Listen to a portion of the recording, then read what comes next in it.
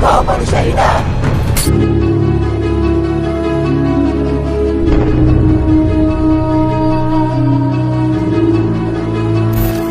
Halo saudara onlineku, gimana kabar kalian ya? Masih sehat ya? Yang masih jomblo, apa udah dapat pasangan? Kalau yang belum ya sabar aja, belum waktunya gitu. Jadi yang jomblo nih kira-kira malam ini mau kemana gitu?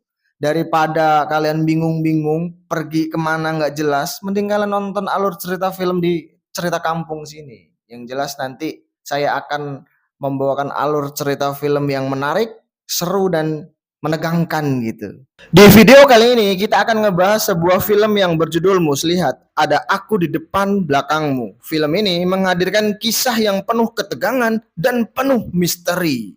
Lalu seperti apa alur cerita dari film ini? Langsung kita gas aja langsung ke alur cerita filmnya. Film Muslihat ini nyeritain tentang kisah menyeramkan yang terjadi di sebuah panti asuhan gitu, Cuk. Jadi ceritanya ada sebuah panti asuhan yang baru saja menempati sebuah tempat baru dan tempat tinggal itu dianggap lebih layak ditinggali oleh anak-anak.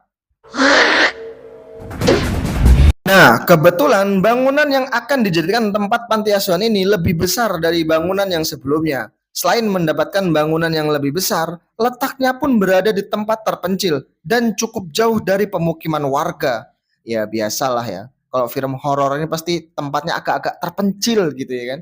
Jadi kalau ada yang minta tolong, jadi jauh gitu. Sampai suatu hari, Jihan dan adiknya yang bernama Safa pindah ke panti asuhan itu setelah kehilangan kedua orang tua mereka dalam sebuah kecelakaan tragis. Mereka berharap bisa nemuin kedamaian dan kesempatan untuk memulai hidup baru di tempat tersebut. Tapi alih-alih mulai hidup baru yang lebih baik, mereka justru mendapatkan mimpi buruk yang gak pernah mereka bayangkan. Banyak kejadian aneh yang mulai muncul di panti asuhan tersebut, mulai dari suara-suara misterius yang sering terdengar di tengah malam. Lalu munculnya seorang perempuan misterius yang bernama Sinta, yang sering bersenandung kidung-kidung aneh yang berbahasa Sunda.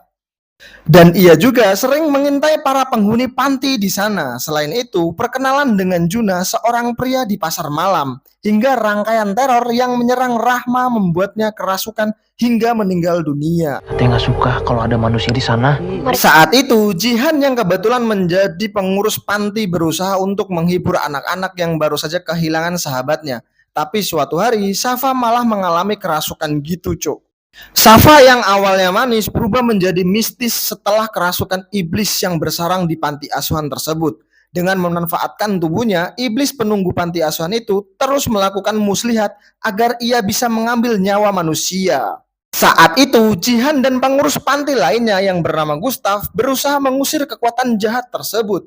Gustav berusaha mencoba mengusir kekuatan jahat dengan melakukan ruqyah sebagai harapan terakhir. Tapi semakin mereka berusaha melawan, kekuatan jahat itu semakin kuat. Mereka bertanya-tanya apakah mereka sungguh telah melawan atau justru telah terperangkap dalam tipu muslihat iblis. Dengan seiringnya berjalannya waktu, akhirnya diketahui kalau lokasi yang menjadi tempat baru panti asuhan itu bukanlah sekedar bangunan biasa.